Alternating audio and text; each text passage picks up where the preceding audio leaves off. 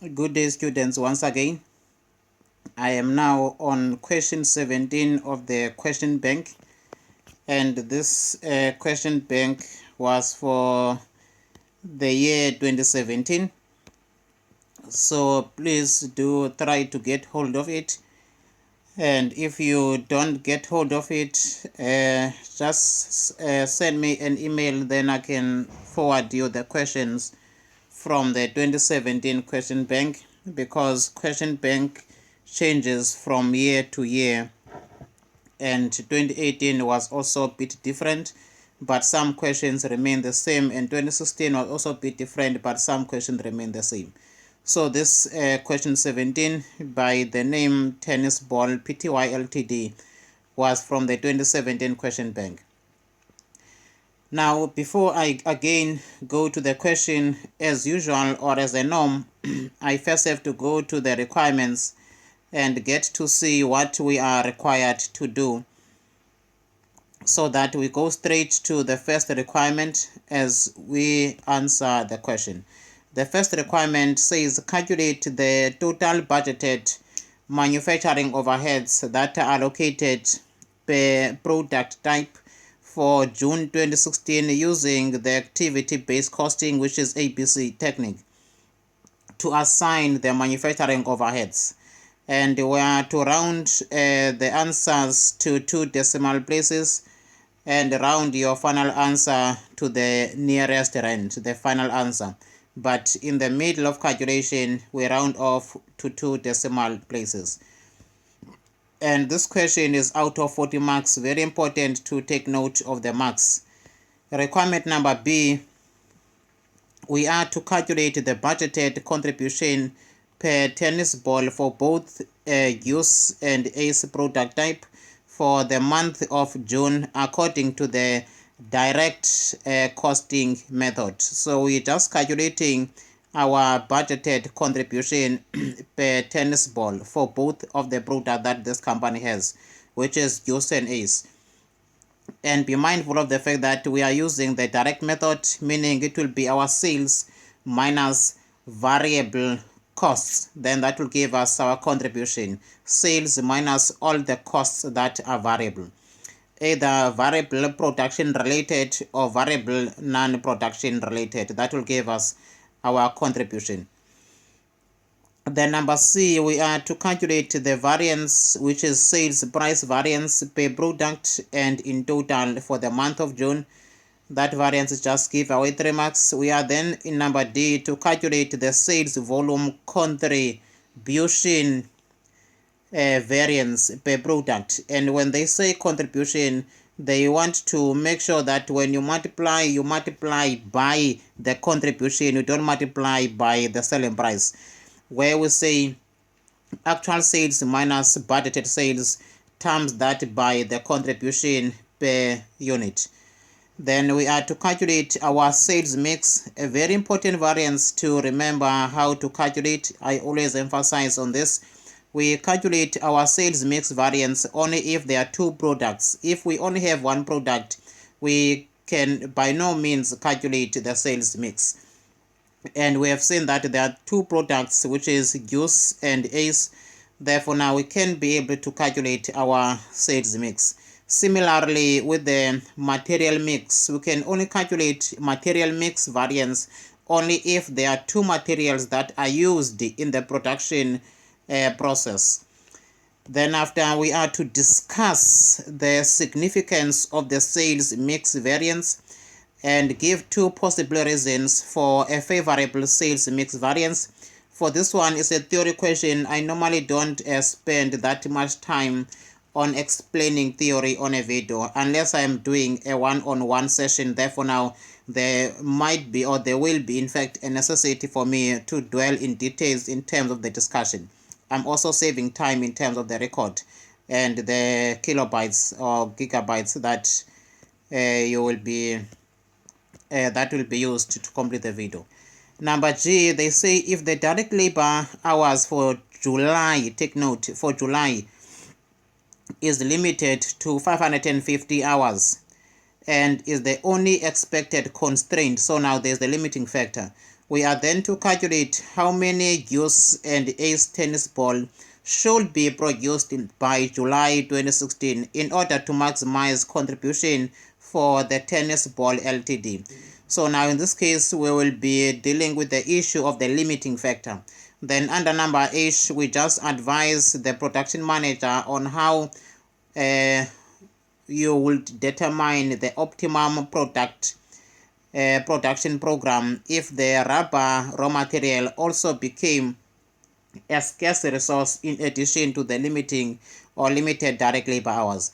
So now in this case, we have a limiting factor as labor hours, and they say also assume that we also had raw material, which is rubber, and therefore now there are two limiting factors, labor hours and direct material, which is rubber raw material. Therefore, now we know that whenever there are two limiting factors, we use linear programming. So the answer for that is just the use of linear programming by the company or the management of the company. So now we have the rough draft of how the question look like. Just rephrase on the first question again. We are to calculate the total budgeted manufacturing overheads allocated per product type for June 2016 using activity-based costing technique. So now first, the 14 marks is for the ABC. So the focus now is on the ABC. And we have read all the questions from question A up to question H.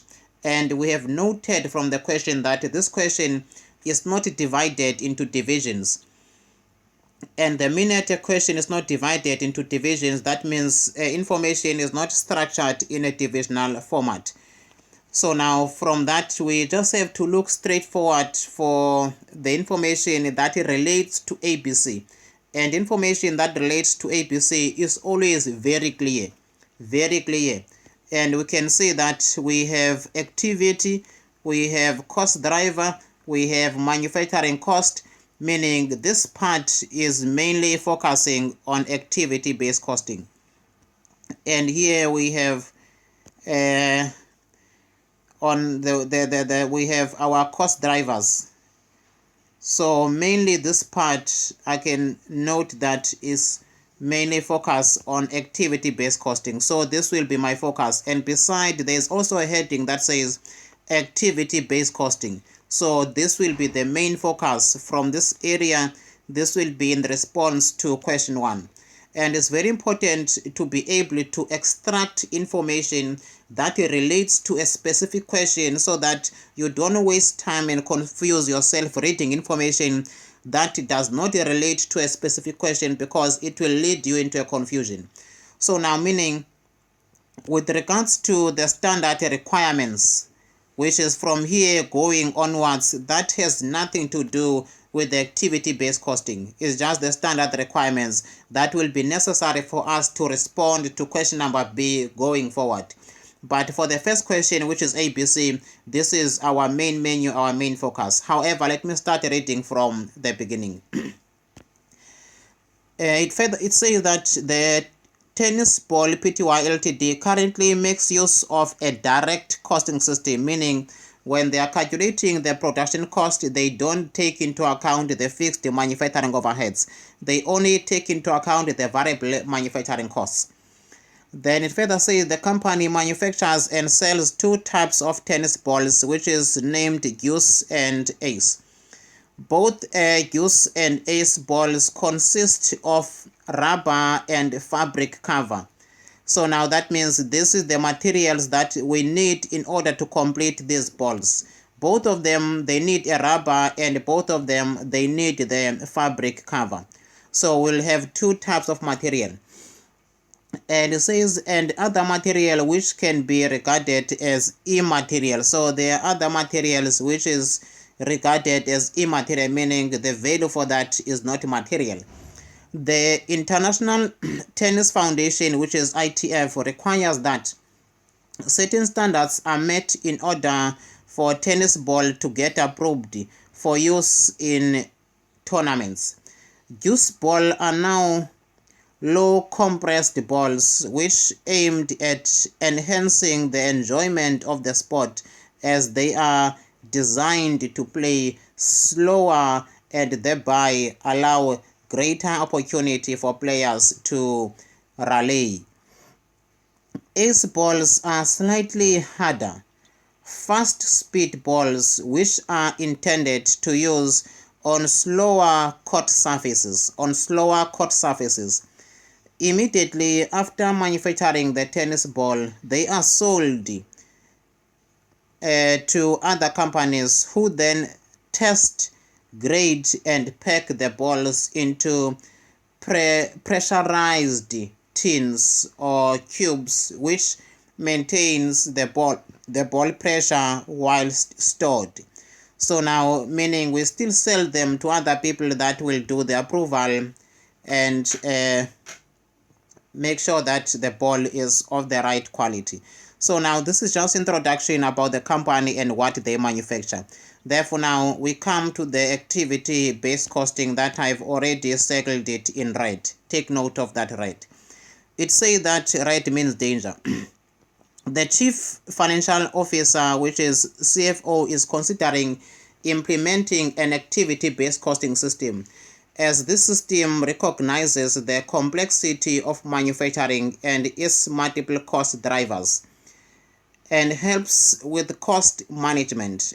Total budgeted fixed manufacturing overheads costs for the month of June, they amounted to 21,000 rands. So this is our total budgeted fixed manufacturing cost, and this is by using machine hours as a base of allocation.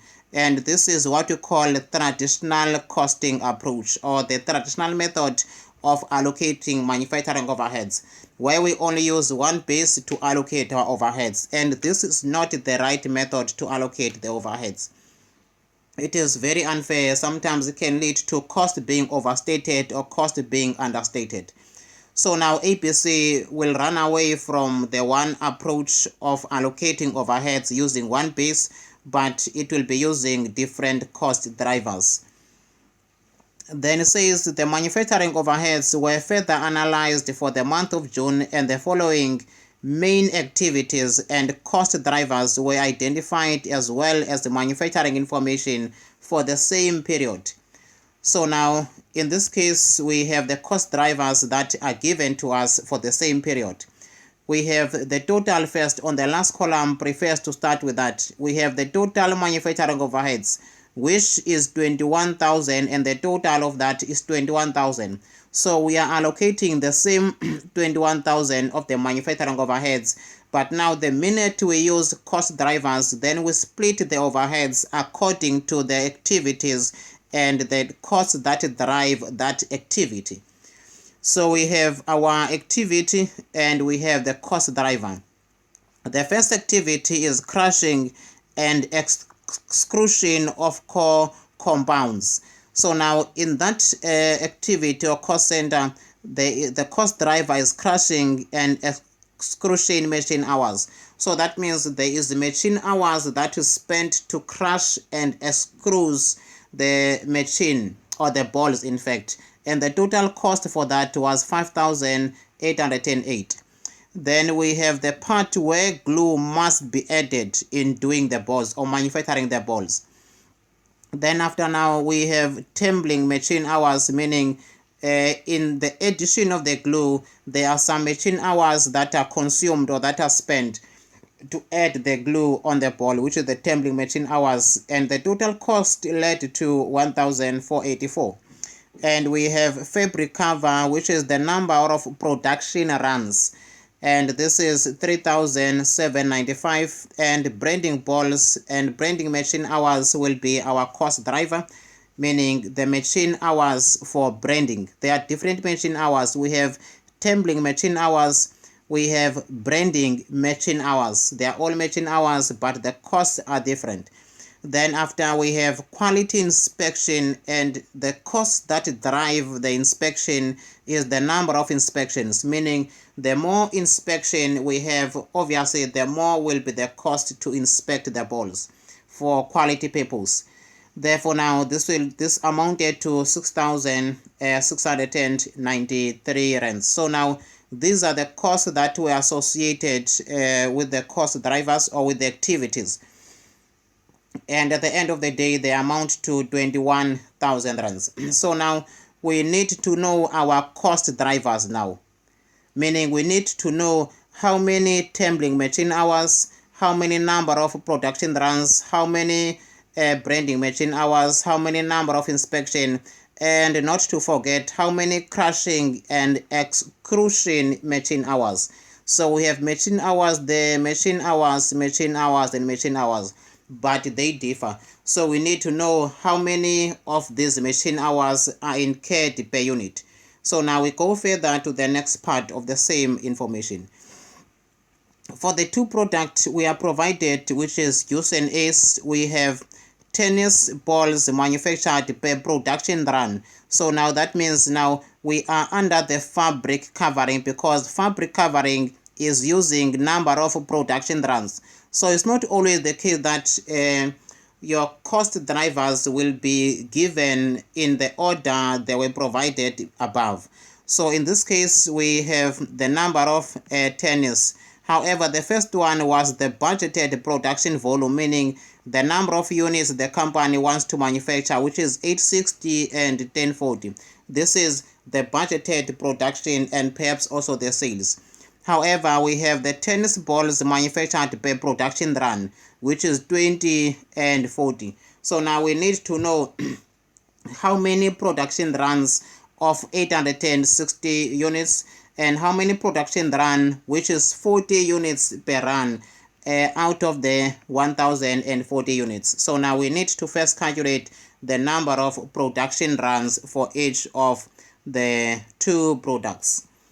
So now we are still doing our workings, under number A.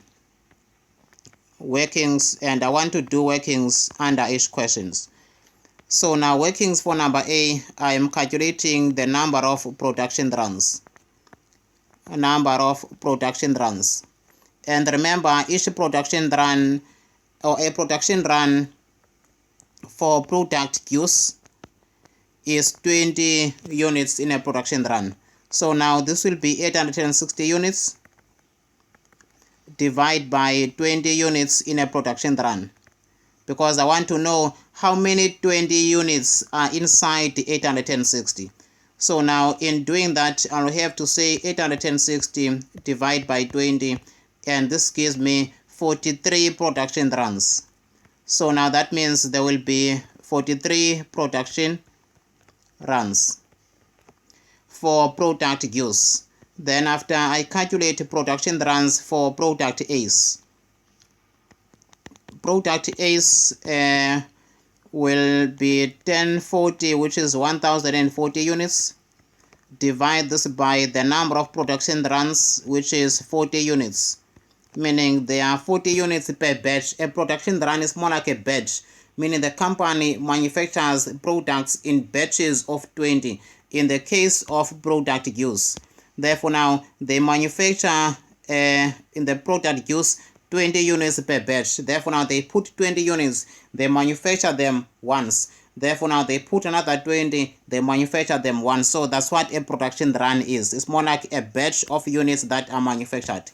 However, for product A's, the batch is 40 units. Therefore now in one production run, which is 40 units, it will be 40, that becomes one production run. So we want to know how many production runs, meaning how many number of 40 units are inside 1040, which is 1040.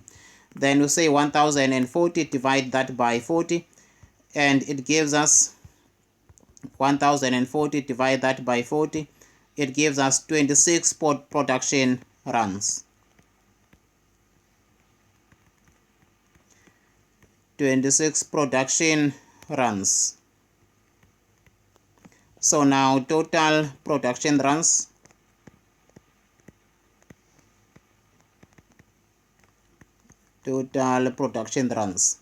Our total production runs will be 43 plus 26 plus 43. This gives us 69 production runs for both of the products. So now that we have calculated our production runs, we need to allocate our cost, which is our fabric covering. We need to allocate our fabric covering because fabric covering is the cost that is driven by the number of production runs, and the cost for that is 3,795 rand. So now for this, we start with the fabric covering allocation. Fabric covering, we are allocating our fabric. Just prefer to change the color. Fabric covering cost allocation. So now I'm allocating the fabric, and I'm allocating this to product use, which is 3,975 or 795. Just to confirm, is 3,795. Is 3,795, and this 3,795 we say times by the number of production runs for product use, which is 43. Times this by 43, divide by total production runs, which is 69. 26 plus 43. That becomes the allocation of fabric covering cost to product use. So now that means it will be 3,795. We divide this by 69, and we multiply this by 43, and it gives us an amount of 2,365. So we have 2,365. And we allocate now the second product. The second product is product Ace, and the product Ace we are allocating the same 3,795 according to the production runs, which was 26 over 69, and this will give us the cost allocation. Then after, it will be 3,795 divided by 69 times this by 26, which gives me 1,430 rands. So now this will be how we have allocated, or how we allocate the fabric covering to the two products, which is Use and Ace. Therefore, now I've done the allocation for the first product. I'll still do this in a table format where I condense everything. And if you want to do it in a table, there's no problem, you can do it in a table, but I prefer to do it like this individually for each of the costs or activities. Then we go to the second part. Second part said that, remember, we had the number of units that were budgeted to be manufactured and sold. We had the number of production runs, and we are done with this. Then we go to crushing and extrusion machine minutes per ball. Take notice, machine minutes, not machine hours per ball. Machine minutes. So we need to check if crushing and extrusion machine hours is the cost driver for which activity, and or is the activity for which cost driver. So we have the cost driver for this activity, and this is crushing and extrusion machine hours. This is the cost driver for activity crushing and extrusion of core compounds. So now that is where we are. We first need to know machine hours, or crushing and extrusion machine hours. So that's the first thing that we need to know. And they told us that it takes 12 minutes to crush and extrude one ball, and it takes 18 minutes to crush and extrude one ball using machine hours.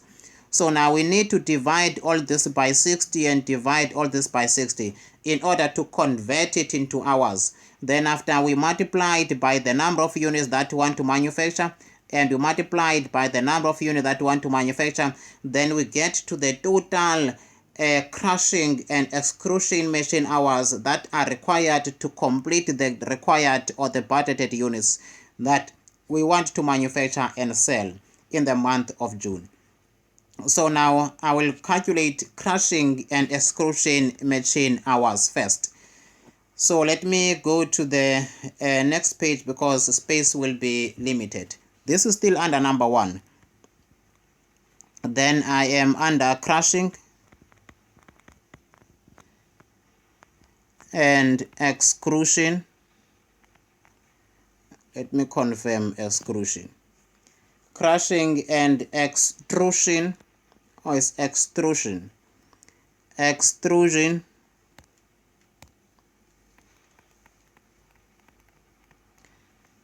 machine hours. And I need to know this machine hours for each of the product, which is product use. First, how many product do I want to manufacture? 860. Times this by 12 minutes out of the 60 minutes. This will give me the crushing and extrusion machine hours for product use. 860 units times this by 12 minutes.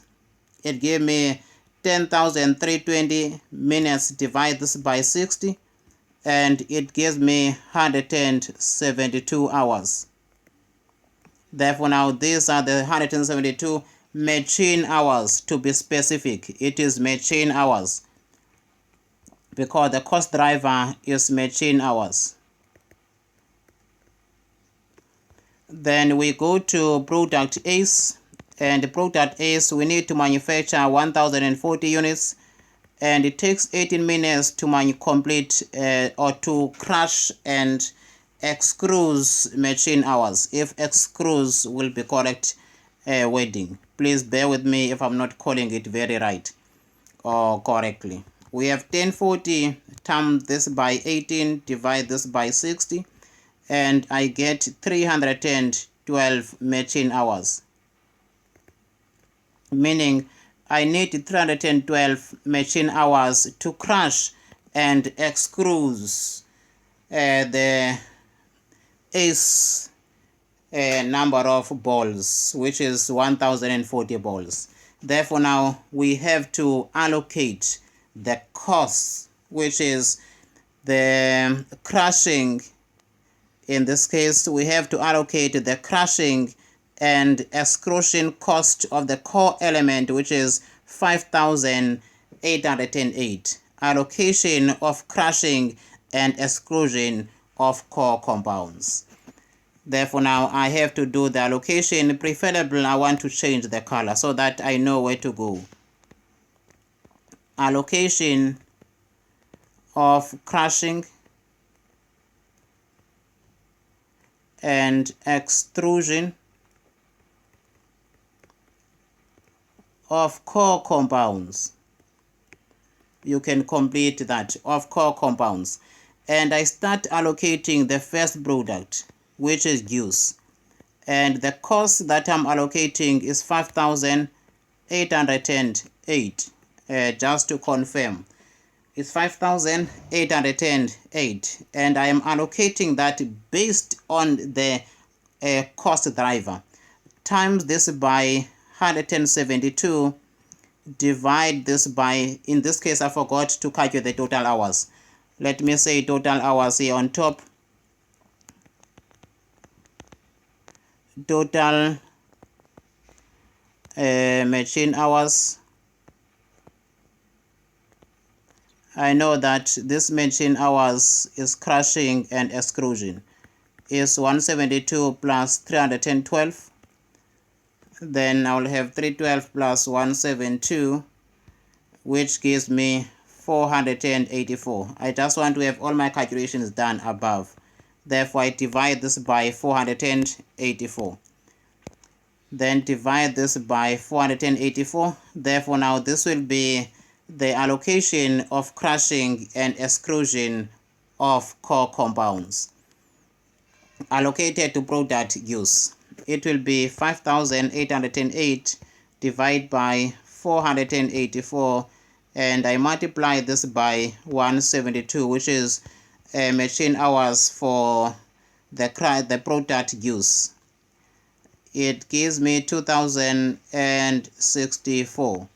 Then after I allocate for product A's, which is 5808, times this by 312, which is the hours for product A's. Don't forget hours. Divide this by 484, and this will give me the costs allocated. 5808 divided by 484, multiply this by 312, then this will give me 3744 rands.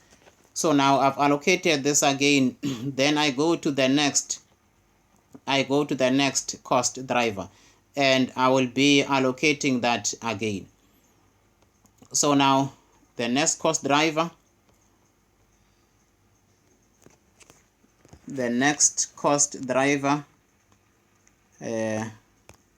close that. So I've done that. We go to the next one.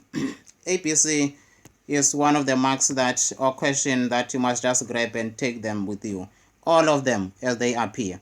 So we are done with the production runs, we are done with the crushing and extrusion, and we are now in the tumbling. Now we are in the tumbling as the cost driver. It says tumbling machine minutes, and in minutes, take note, per ball is 15 minutes and 9 minutes. And 15 minutes, we know that will be 0.25 hours. If you know, that is just a quarter of an hour. And here we have 9 minutes, meaning we have to say 15 divided by 60, times this by the number of units that we need to manufacture.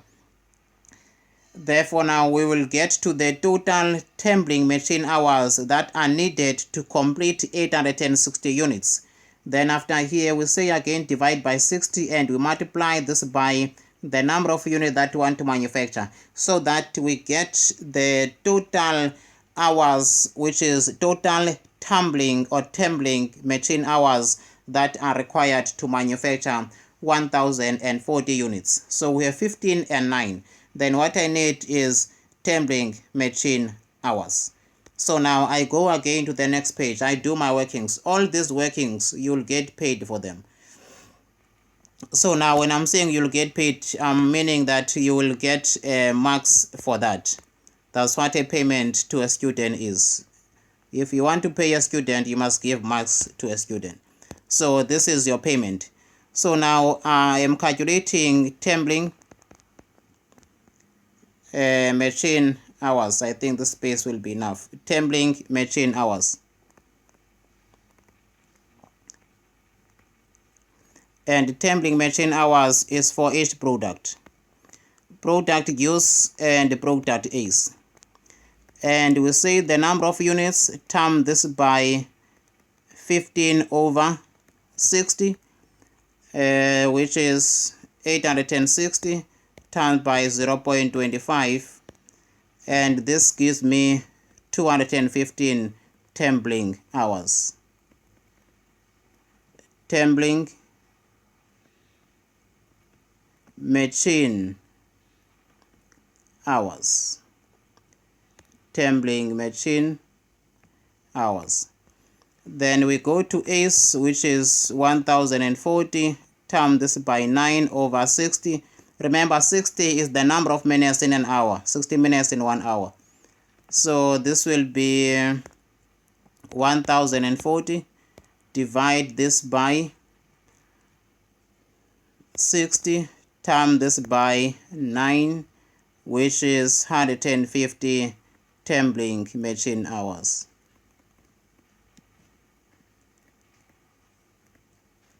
Tumbling machine hours. Please bear with me with my writing, but it's machine hours. I'm saying it, you'll obviously get to see that. I want to bring the total here now. This is 156, not 150. 156 plus 215. This is 371. Let me just reconfirm that. We have 1040, divide this by 60, times it by 9 minutes is 156. We had 215 previously, which was 860 divided by 60, times this by 15, which is 214.9, then that becomes 215. So my approach was right because it just gave me the rounded off. Then this is total hours, and this is the best approach to just bring the total hours here because it is in line. Total tumbling machine hours, if you want to explain it further. Therefore now we can do the allocation now. We do allocation. I have to be very clear of tumbling. Allocation of where is tumbling? There was tumbling machine hours, which was the cost driver for adding glue. So we are saying allocating adding glue cost. Allocating adding glue.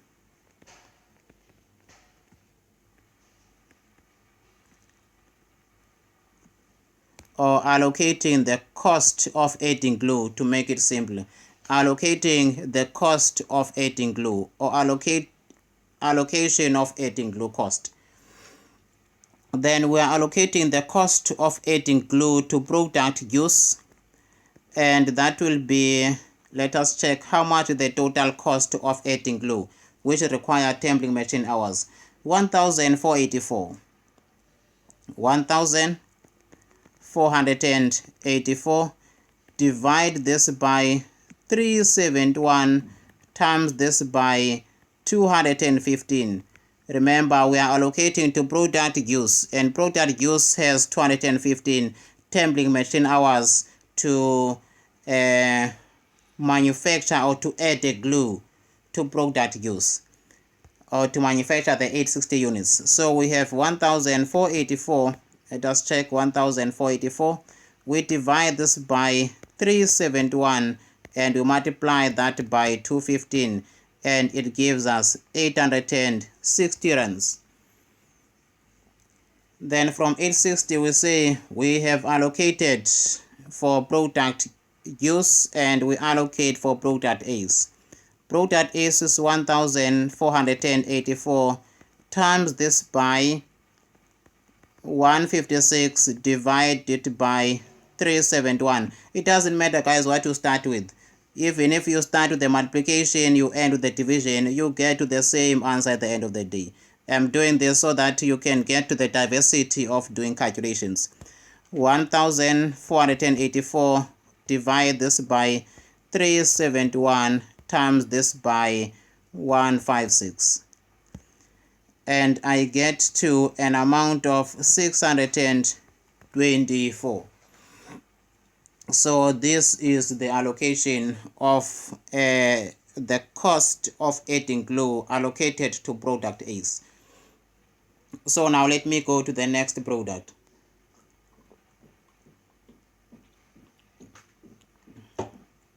Let me go to the next product. And the next product, or in fact the same product, but the next cost driver. So this one is done and dusted. And then we go to branding. Remember, glue is done, crushing and extrusion is done, fabric covering is done. The last two are not done yet. Then we go to branding machine minutes per tennis ball. Branding machine minutes, take note, is also in minutes. 3 minutes and 3 minutes, very easy, 50%. This will be 50-50. Let us check 3 minutes. 3 minutes is 3 over 60, which is 0.05. Okay, therefore 0.05 will apply throughout. So it will be half-half. So now let us 0.05 and 0.05. Let us allocate this cost. And remember, we will divide this by 60 and we multiply this by the number of units that we want to manufacture and sell, in order for us to get to the total branding machine hours that are required to complete 860 units. That's why we say 3 over 60 times this by the number of units that you want to manufacture. Then again we say 3 over 60 divide that or times that by the number of units that you want to manufacture in order for us to get to the total branding machine hours that are required to manufacture 1040 units for product A's now. So now in that same note, let me move. This one is done and dusted. Then we want branding machine hours. We are doing branding machine hours. Branding machine hours.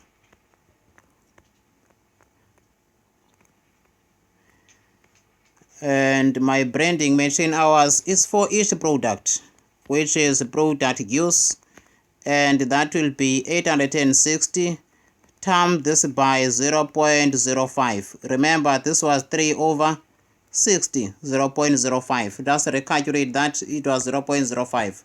3 over 60 gave us 0.05. So we say 0.05 times this by 860, and we get 43 hours, which is 43 branding machine hours. But I already have the heading. There's no need for the now repetition of that. However, sometimes I do repeat it. 1040 times this by 0.05. Then I have 1040 times this by 0.05. And it gives me 52 hours. Then after 52 hours, then I can say 52 hours plus 43 hours. Then this gives me the total of 95 hours. Then my total hours will be 95. Meaning total branding machine hours for product use and for product A's. And from here now I can do the allocation. Now I can do the allocation. Allocation of branding cost. I think it was called the branding cost, which is branding of a ball or branding cost. Allocation of branding cost, and the branding cost is 3,220. Allocation of branding cost.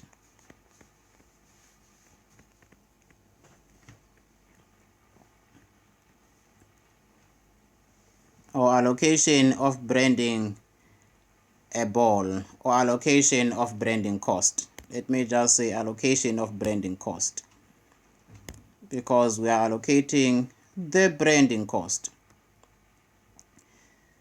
So now we have our allocation of branding cost, and we are allocating to product use. And the product use is 3,200. Let me confirm that. It's 3,220 rands. Yes. We have 3,220 times this by 43. Remember, 43 coming from there. Divide this by 95, and 95 coming from here. So times 43 divide this by 95 will give us the cost of branding allocated to product use. So we have 3,220 times this by 43, divide this by 95, and it's 1,457 rand 47 cents. Remember to round off to 2 decimals. Then allocation to product is, it will be 3,220 times this by 52 hours, divide this by 95. 3,220 divide this by 95 times it by 52, then it gives me 1,762 2.53. So now this will be the allocation. Remember to round off to 2 decimal places and the final answer to the whole number. So now let me proceed to the allocation of the last product, the calculation of the total cost driver and after the allocation. So now this one is done. And the branding is also done. Branding is done. Branding here is done. Fabric covering is done. Adding glue is done. Crushing and screwing is done. We are left now with the inspection. A question mark still remains. So we need to look below. They say quality inspections of units are performed as follows. Every 10th unit of product use ball and every 20th unit of ace ball is inspected. So in this case, we just take 860 units, we divide it by 10, and 10 being the 10th unit, or every 10th unit, or every 10 units. Then after we take that 1040, we divide it by 20, because they said for every 20th ball, then we get to the number of inspections, meaning how many times will they inspect. If they inspect every 10th unit, meaning after 10 units they inspect, after 20 units they inspect. Therefore now, how many number of inspections will be done if the company wants to manufacture 860 units, and how many inspections will be done if the company wants to manufacture 1040 units. So now we have to calculate the number of inspections. So now we calculate the number of inspections. So now this one is also done and dusted. I forgot to change the color here. Let me circle it so that we know that this is the allocation part. The allocation part, which is this one, should have had a different color so that we know that this is the allocation. But now I am on the next one, which is the calculation of the number of inspections. The space will be enough. Then I'm calculating number of inspections. Number of inspections. And number of inspections is for each product.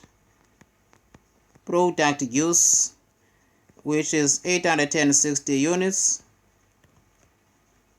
Divide this by 10, which means every 10th unit. And we say product is, we want to manufacture and sell 1040 units. We divide this by 20.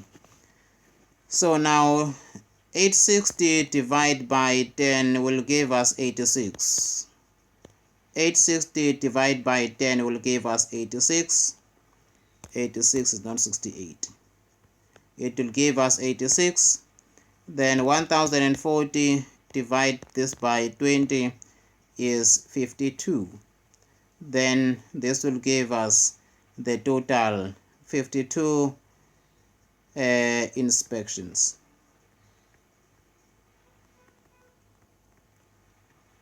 And this will be 52 inspections. And 52 plus 86 will be 138, which is total inspections. And this is total inspections for the two products, 138. Therefore now we have to do the allocation of quality inspection cost. Allocation of quality inspection cost. So this is almost covered. 6,693.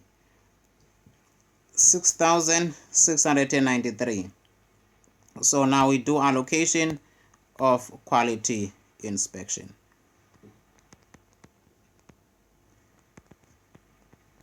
Allocation of quality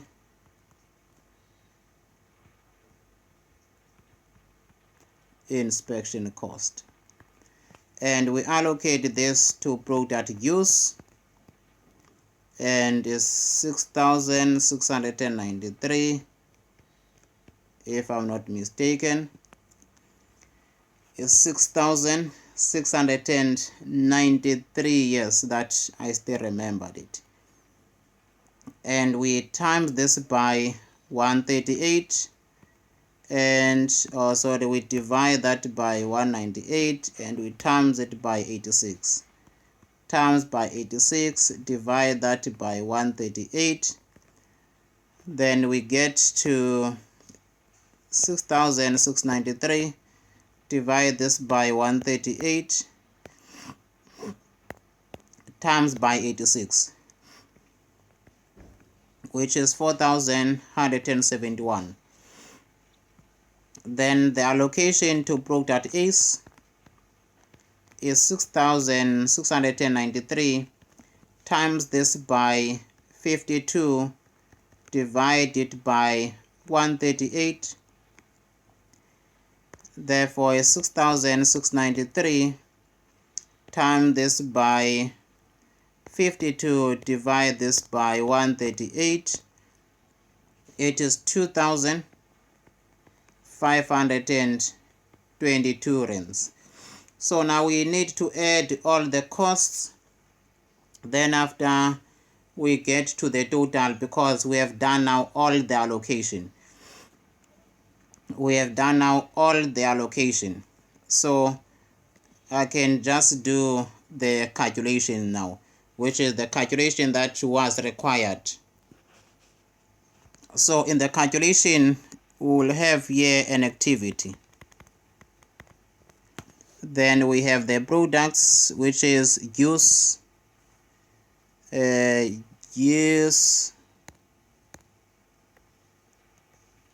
think I've been writing this use wrong. Use or SE. Spelling doesn't matter that much sometimes. We have product is, and the first activity was crushing. First activity was crushing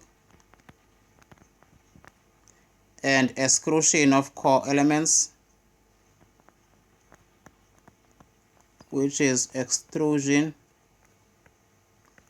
of core elements, of core compounds in fact. And we calculated that I have to look for crushing and extrusion of core compounds. 2,600 or 2,064 and 3,744. We had 2,064 and 3,744. Then the second cost driver, remember I am doing this from the cost driver perspective. When it comes to cost drivers, we had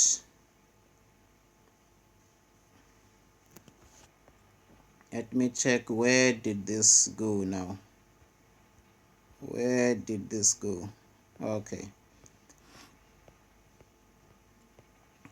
It just went down. Okay, this is where I am. Then now I am doing this per cost driver.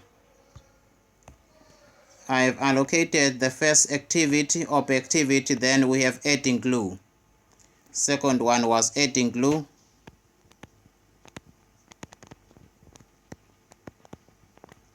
And I have to look at my cost for adding glue. And my cost of adding glue, where was adding glue? Adding glue.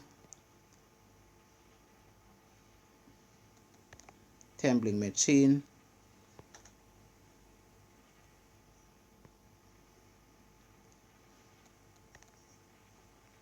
Okay, this this is where I am.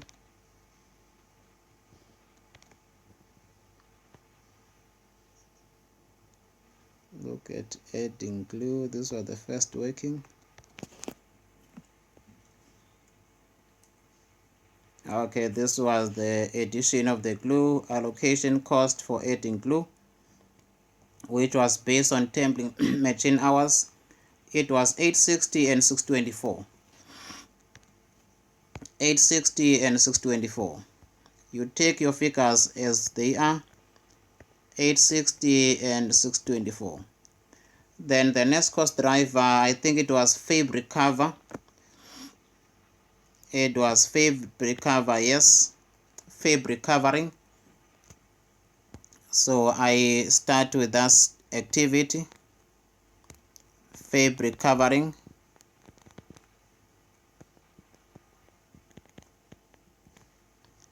And I go and look at what I have allocated regarding fabric covering.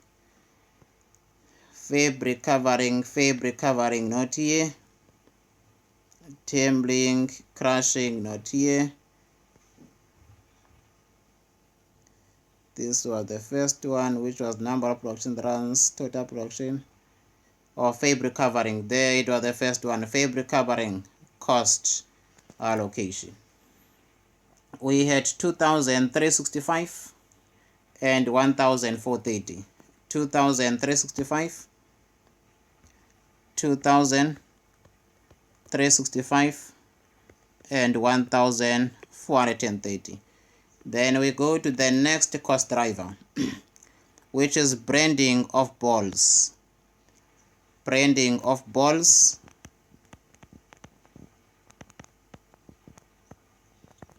Branding of balls. And I have to go and look for the total cost of branding of balls. Allocation of branding cost. So this must have been 1,457.47 and 1,762.53. 1,457.47, 1,457.47. Another one was 1,762.53.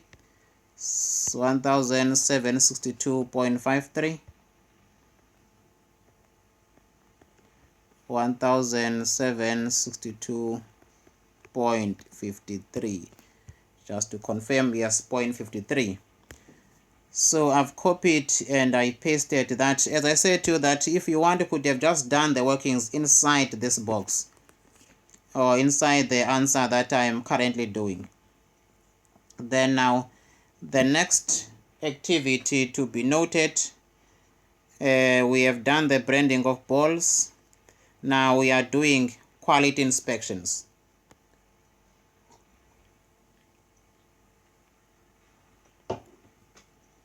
Quality inspections. Not just any inspection, but the quality one. Quality inspections. Quality inspection. I think it was the last one. Number of inspections, yes. Quality inspection, allocation of quality inspections cost. We had 4171 and 2,522. 4171 is the first one. 4171. Second one is 2,522. So now that we have allocated all that was supposed to be allocated using APC, then we can calculate the totals. Therefore, now we'll have 2,064 plus 860 plus 2,365 plus 1457.47 plus 4171, and I get to a total of 10,917. 10,917, comma 00, round off to the whole number. Remember that. 3,744 plus 624 plus 1,430 plus 1762.53 plus 2,522. I get 10,082 rands or and 83 rands, comma 00, round off to the whole number. So now this will be our total.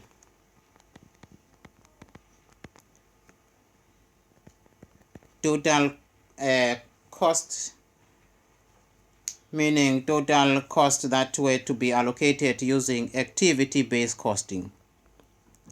Remember, this total cost does not include labor and direct material. It's only total overheads. Let me just say total so that we don't say the total of all the costs, because not all the costs were taken into account. So now this was the 16 marks or the 14 marks that you just had to grab it and take it with you. So we are done with the activity-based costing, never to come back. So now we will be coming to the standard requirements. Now let us go and read the second requirement. So this 14 marks is already on the pocket. Then we go to number B. Number B says calculate the budgeted contribution per tennis ball for both use and ace product type for June 2016 according to the direct costing method. Remember, the month is month of June, the year is the year 2016. What are we calculating?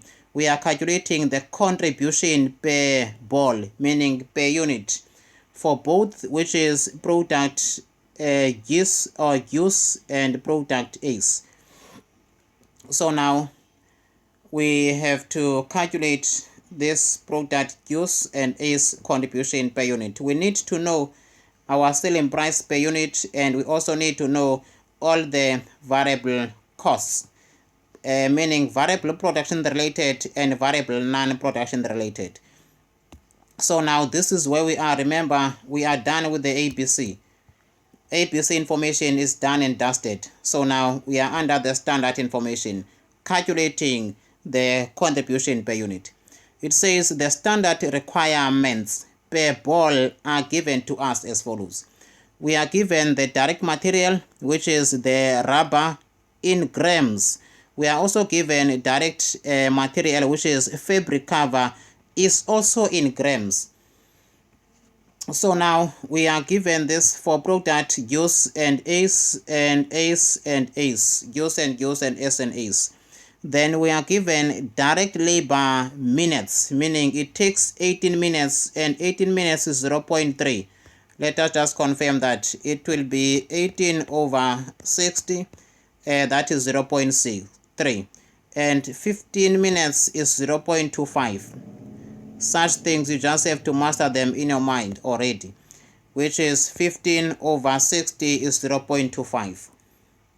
So now these are the required hours per unit, because preferably is to convert your time into hours and not to stick into minutes. For me, it's just the easy approach.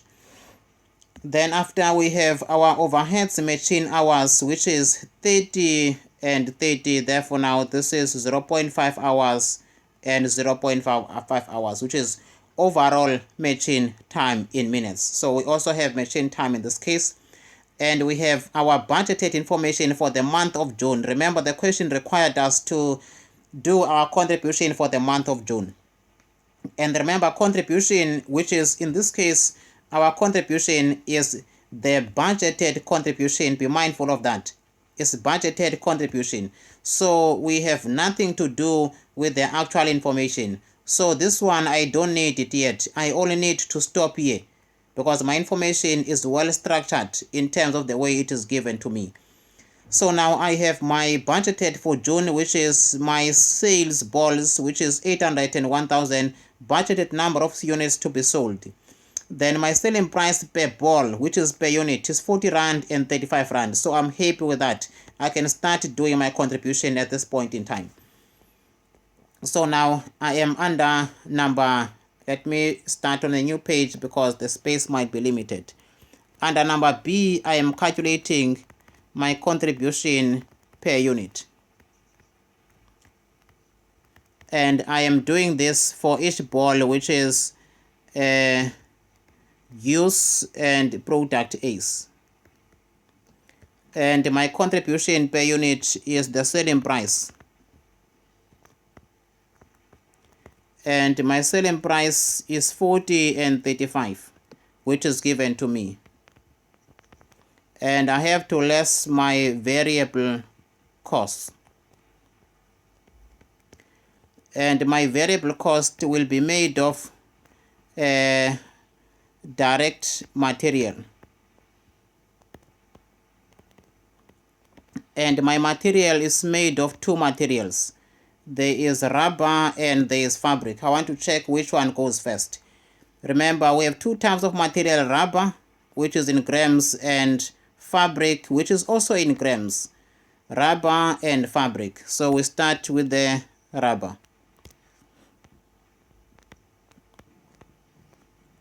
Rubber and fabric. So now I need to do the calculations of the rubber and fabric for the two products. Now space might be a bit limited, so I might need to do my workings of material perhaps on another page, but I will just do the workings inside here. However, preferably show all your workings. There must be a way where the examiner sees your workings. So in this case, I need to know my material. Then after I know that, there will be direct labor. Then there will also be, I did not see any overhead so far. So let me first go to my material because I'm doing the contribution now. So now I know that my material is already provided in kgs. And my rubber material, which is rubber material, is 49 grams. And these are grams, so I need it per unit. Therefore now I need to know how much is the cost per gram. And I'm given now after the selling price, remember with the selling price of 40 Rand and 35 Rand. Below that we're direct material, rubber and fabric.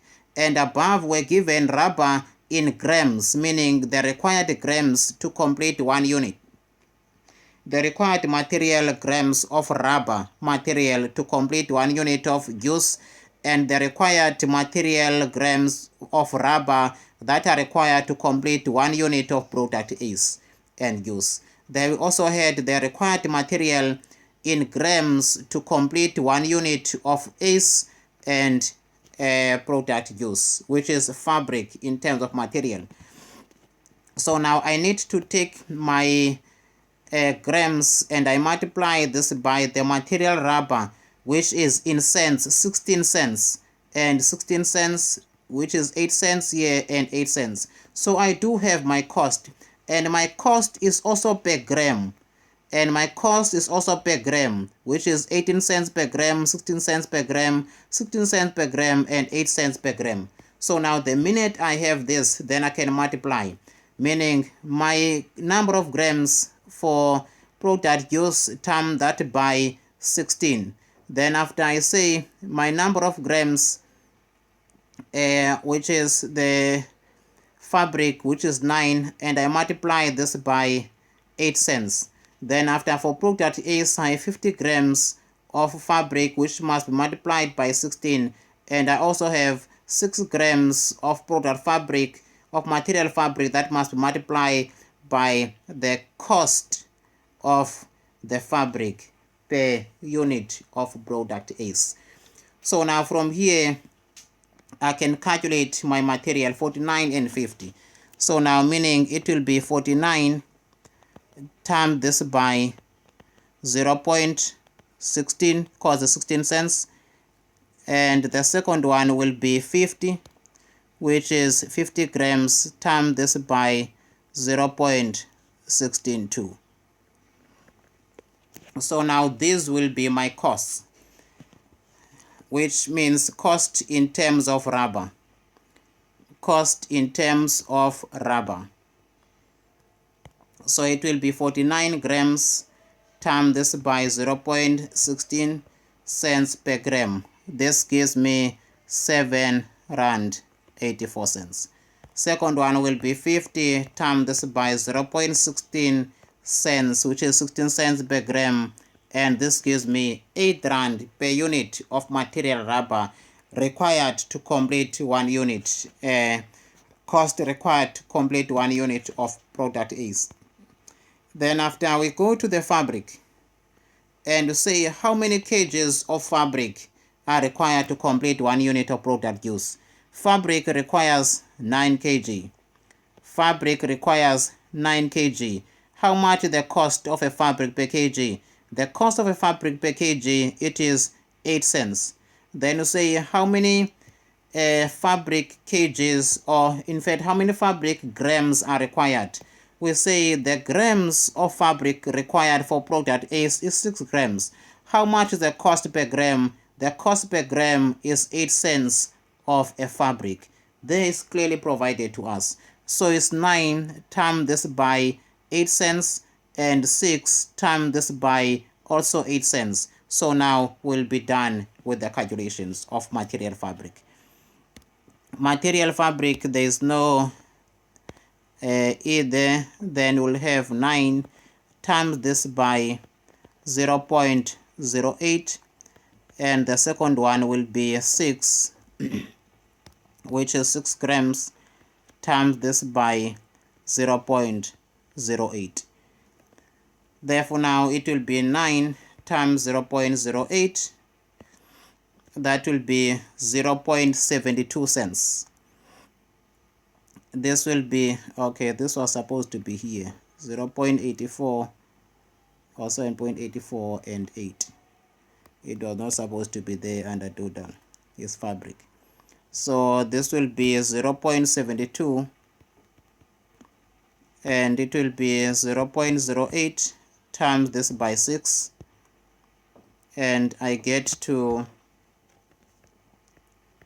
0.84 cents. So now I've calculated my material. Then now I need to go to the labor cost because material is done and dusted. So now I can calculate the total of my material, which is material fabric, which will be 0.48 plus 8, 0.48 plus 8 equals 8.48, and after it will be 7.84 plus 0.72, which equates to 8.56. So this is my material cost. I prefer to do that so that I split my material from my labor. Then now I go to my labor cost. My labor cost, I have a labor cost that was provided to me as the direct labor recovery rate per labor hour, which is 20 rand per hour and 20 rand per hour. And I'm provided direct labor in minutes previously under standard information, which is 18 minutes and 15 minutes. And I said if you divide this by 60, you get to 0.3, and if you divide this by 60, you get to 0.25. So now if I take the number of hours to complete 1 unit and I multiply this by the cost per hour, that will give me the cost per unit. Number of hours, which is standard hours per unit, times this by the labor rate per hour, it will give me the cost per unit. So I will be saying 20 times this by 0.3, and after I say 20 times this by 0.25, 0.25. I'm just squeezing on space here, times 0.25. So now it will be 20 times by 0.3.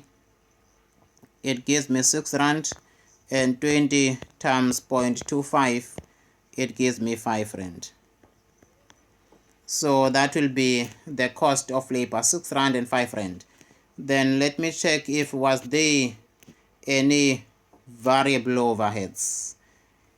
There was no information regarding the variable overheads here, but let me check the budgeted. Yes, we do have variable overheads. The recovery rate is given to me as 2 rand and 2 rand, and it is per direct labor hour, not per machine hour. If it was per machine hour, therefore now we'll have to take the machine hours, and this will be a good question if they would have given us the different one, variable overheads based on machine hours, but they gave us based on direct labor hours.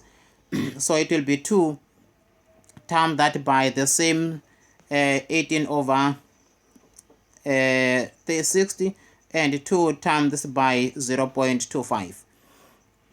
So now we do our variable. In fact, we set less variable cost, so there's no need to say variable. We can just say overheads, because the heading said less variable costs. Then my overheads will be 2 times by 0.3, and the second one will be 2 times by 0.25. Then 2 times by 0.3 is 6 cents, and 2 times that by 0.25 is 5 cents. Or is 60 cents and 50 cents. 60 cents and 50 cents. So now we have now all the costs taken into consideration. Remember, we don't take into account fixed cost because this company uses direct costing method. So it will be 8.56, which is direct material, plus labor of 6 rand, plus overheads of 60 cents. And this is 15 rand 16 cents minus 40 rand. This gives me the contribution of 24 rand 84 cents. Then after I have 8 rand 48 cents plus 5 rand of labor and plus 50 cents of variable overheads, and this gives me 13 rand 98 cents, and 13 rand 98 cents minus 35, it will give me 21 rand 2 cents. So this is the contribution that was required. Contribution per unit. Remember, the company is using direct costing method. Therefore, the contribution must only be based on the, in fact, contribution says minus variable cost. In fact, it's not connected with the method because contribution just says minus. Unless perhaps maybe the company was using absorption costing. So we have our contribution as sales minus variable cost using direct method. Therefore, now this gave us the figures that we have I have provided for you, and you have seen all the calculations. Then now we have answered requirement number B, which was based on the June 2016 information, and this information was connected with the standard information. So now I have answered that, or we have together answered that, as we have seen the calculations. Let me then go and look at the next requirement. Next requirement is the calculation of variance. 3 variances in place, and now which is C, D, E. Then after we do discussion in F, I'll just show the solution for F because it's theory. Then after I go straight to the 8 marks in number G, then I will give you the brief advice on number H. Then we are required to calculate the sales price variance per product type and also in total. sales price variance. Sales price variance. We are doing the sales price variance. Sales price variance.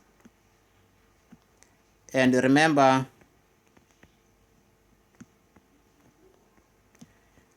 when it comes to variance, we have two products, which is use and is. When it comes to revenue variance, we start with the actual. In this case, we need to know our actual selling price, and we minus it from our budgeted selling price, which was 40 Rand and 35 Rand, and we times this by the actual sales. And remember, I'm saying 40 and 30 because in the standard, in fact, in the contribution that we just calculated, we have seen that the selling price is 40 and 35. So you take that selling price as is because it's the one that you have used, unless you were perhaps doing the actual one. But we are still calculating the variance. Variance needs both actual and standard information or budgeted information. So in this case, we need to check our actual information.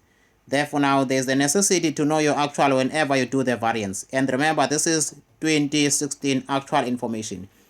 Then it says sales for sales volume is 860 and 1040. And this is from also the previous page. That's how it was. Then we have our actual sales, which is in total 33,540 and 39,520. So we need to calculate our actual selling price per unit.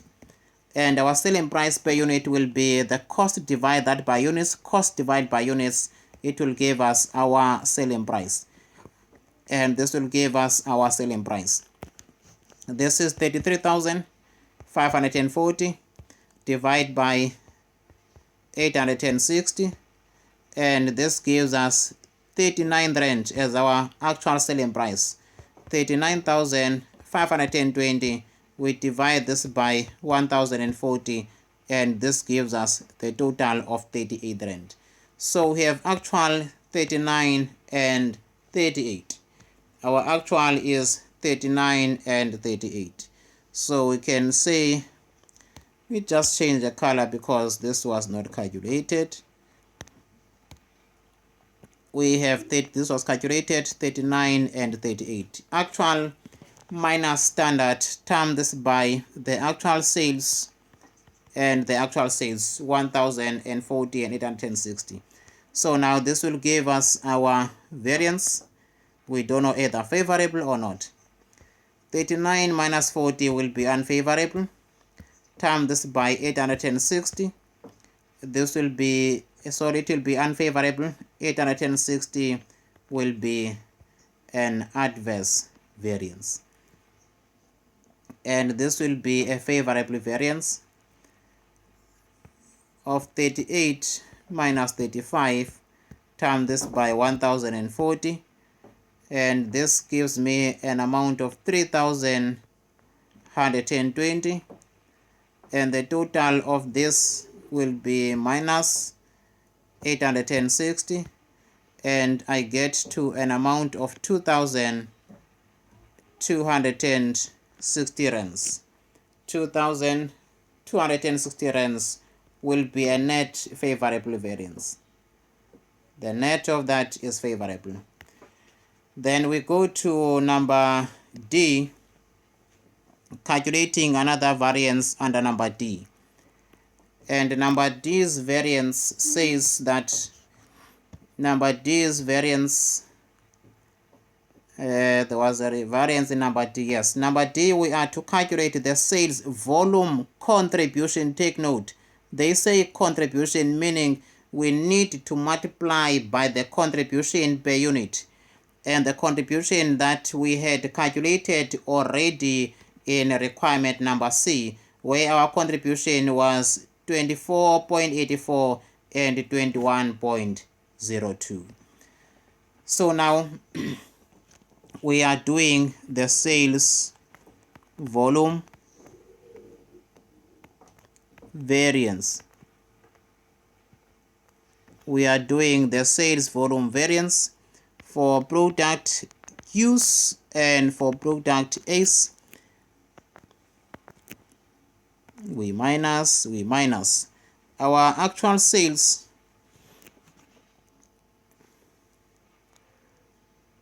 Our actual sales were provided to us as 860, if I'm not mistaken. Yes, actual sales is 860 and 1040. Actual sales is 860 and 1040 minus the budgeted sales. Budgeted sales is under budgeted data, which is 800 and 1000. 800 and 1000. So it will be 800 and 1000. Times this by the standard contribution per unit, 24.84. I hope my memory still serves me on that. 24.84. Here was the standard contribution, 24.84 and 21.02. Times this by 21.02. This will give us the variance for each of the two products. And now we have to say 860 minus by 800, and we multiply this by 24.84, and this gives a total of a favorable variance of 1,490 rand 40 cents. And the second one is 1040 minus 1000, and we term this by 21.02, and it gives 840 rands 80 cents. 840 rand 80 cents. And both of the variants are favorable, fortunately. Both of the variants are favorable. Favorable plus favorable becomes a net favorable. Plus 1490.40, which gives a total of 2,331 rand 20 cents. And the net is also favorable. Very important also to note that. Don't forget it. Then we go to the third variance, variance number E. And the third variance is the mix variance.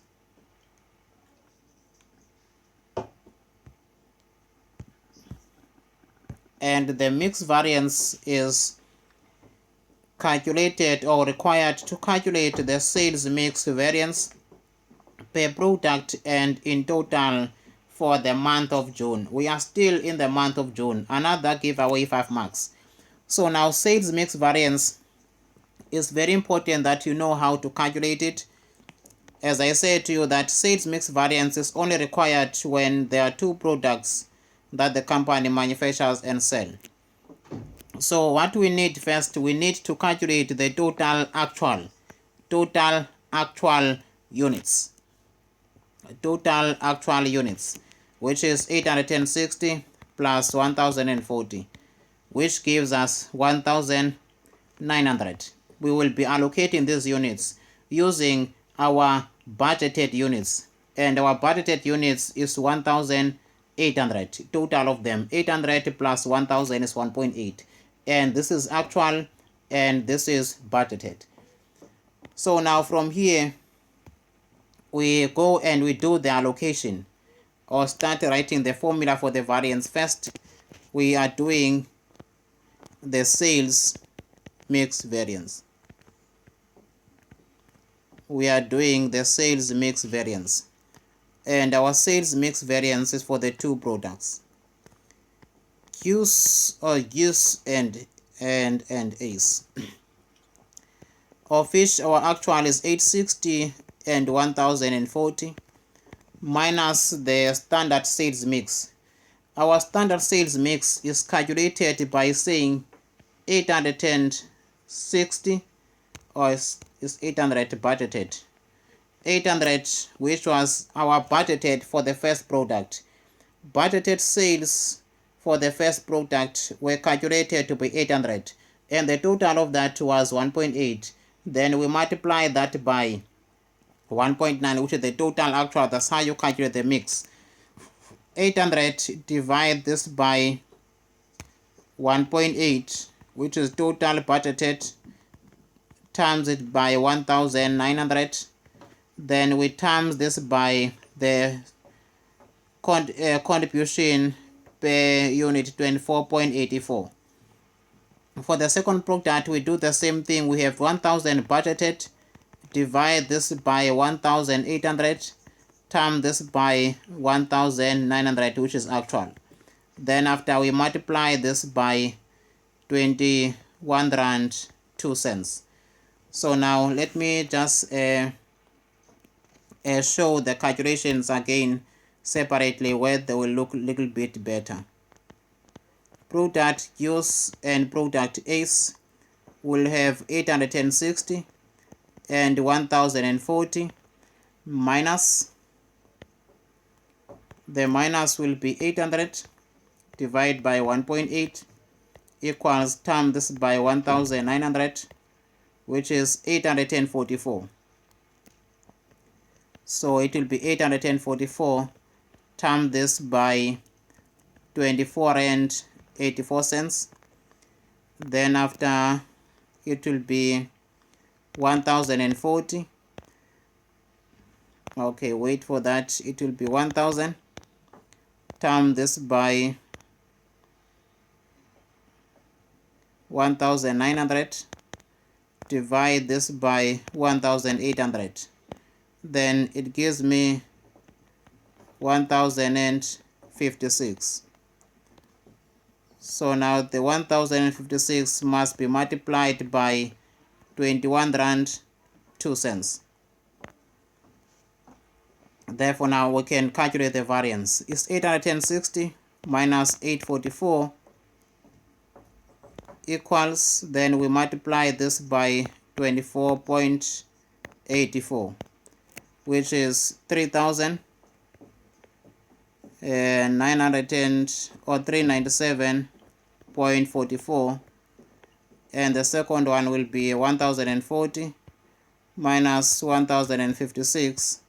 It gave me 16 again, times this by 21.02, and it will be 3000 or 336.32. And this variance is unfavorable. The first one was favorable, favorable and adverse, favorable and adverse, and net of that will be plus 397.44, which is 61.12, and 61.12, it was 397, 336 will be a favorable variance. The net will be favorable, and that favorable variance is 61.12. So now with the variance we are done with them. Then we proceed now to the next question.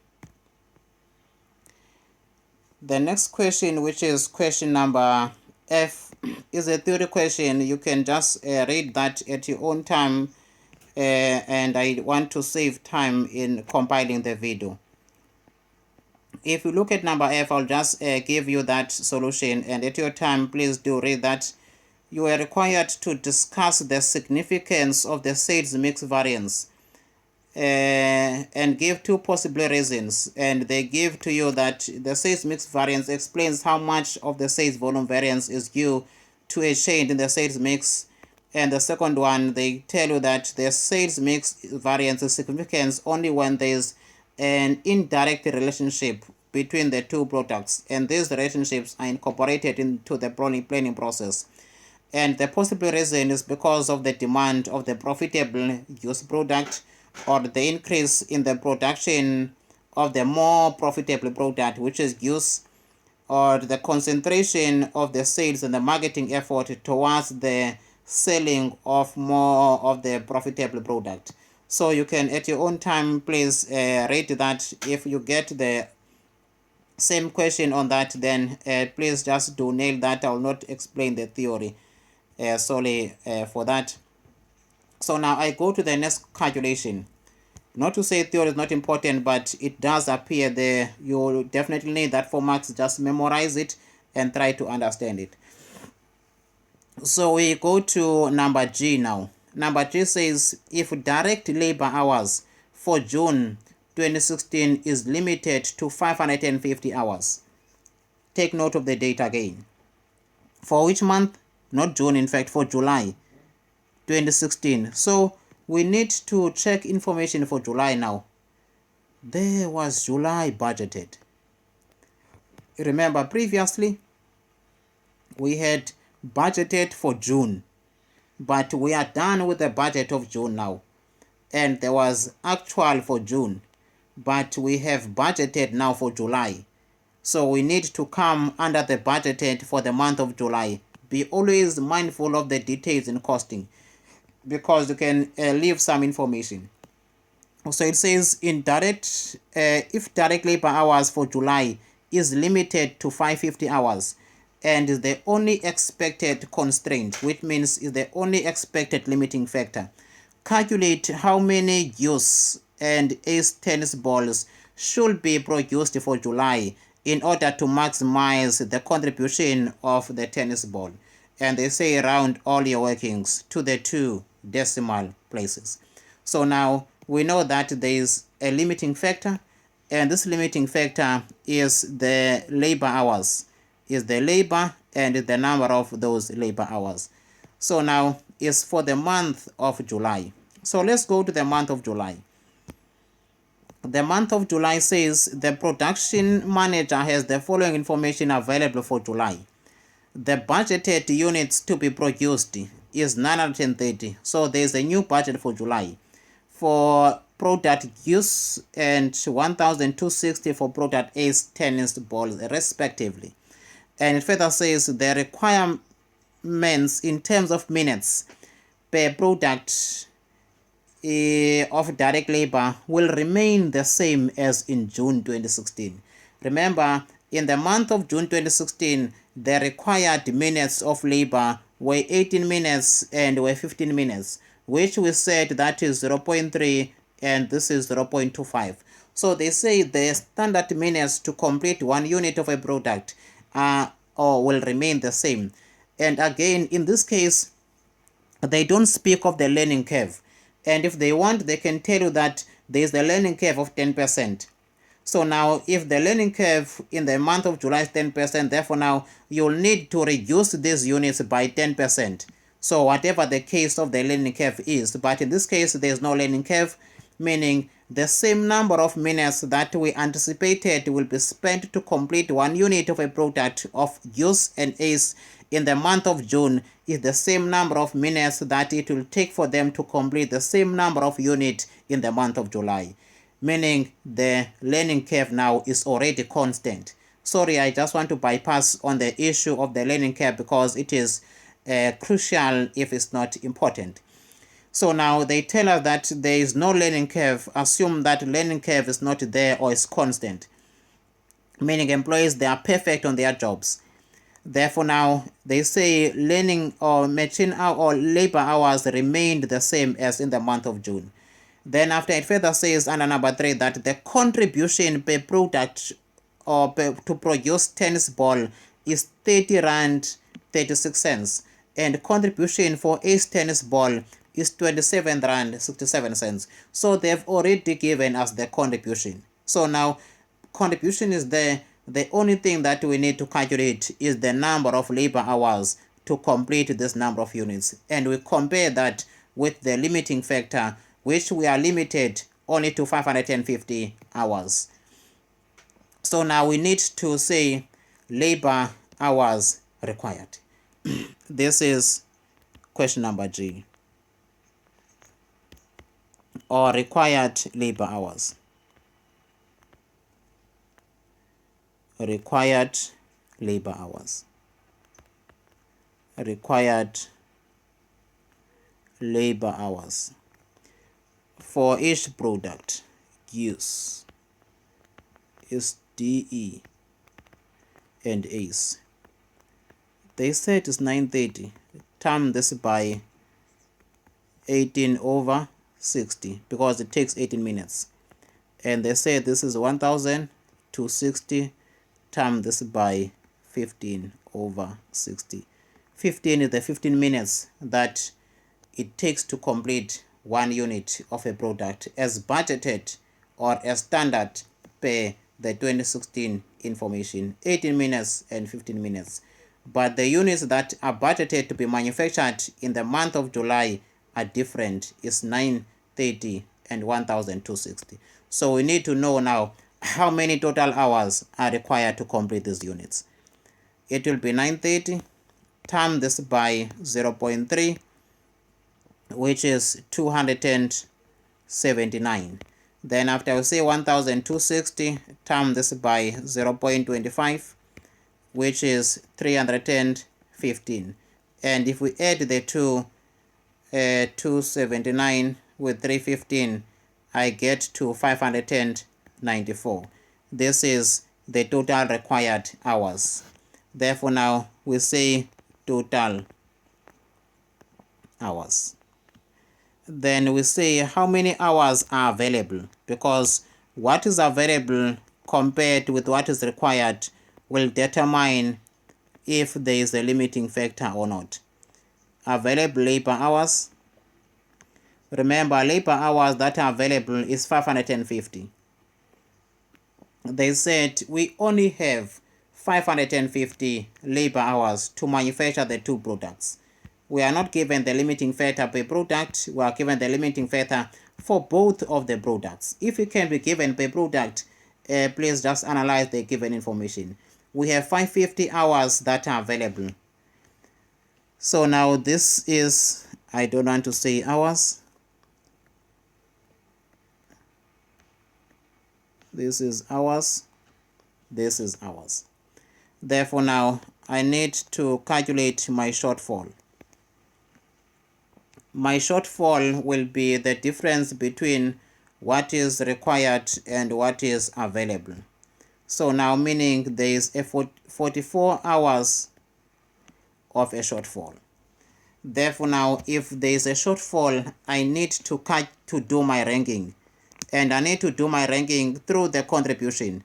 And I already have my contribution for each product given to me for each of the products. Product use and product ACE. Contribution is already given already. There is nothing to worry about that.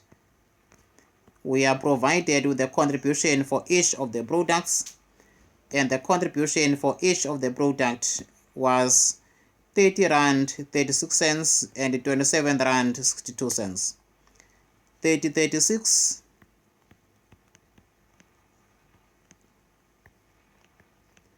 and 27.62. Hope I captured them correct.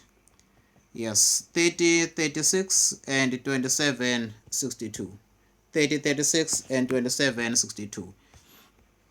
So now I have taken that into account. Then now I have to divide this by the limiting factor per unit, which is labor hours per unit.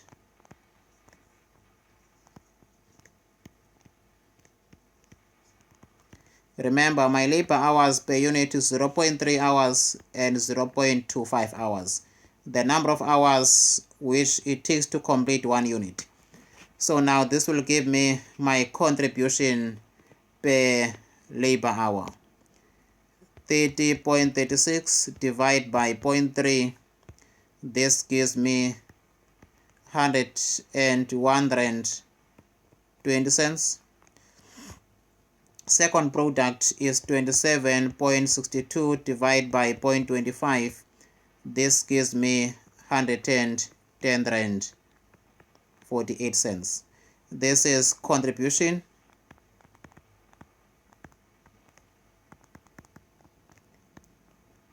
per labor hour or per limiting factor. of which our limiting factor is the labor hours. Then we do the ranking. 110 will be ranked first, followed with the 101. This will be ranked first, ranked second. Therefore now we allocate the limited resources.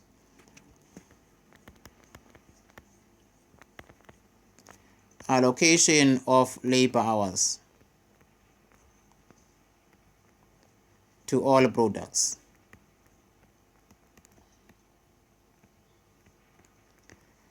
Then we allocate, then we first have to say available.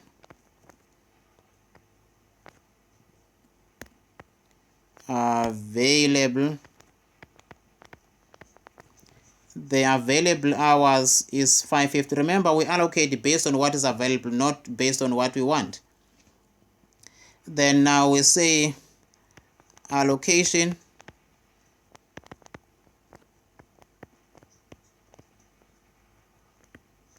to product. Which product was ranked first? Product ranked first was ACE, because ACE had a higher contribution of 110 as opposed to 101.20. So we do allocation to product ACE. How many hours of labor does ACE requires? Product ACE requires 315 hours. Do we have 315 available? Yes, we do have, and it's more than that, is 550.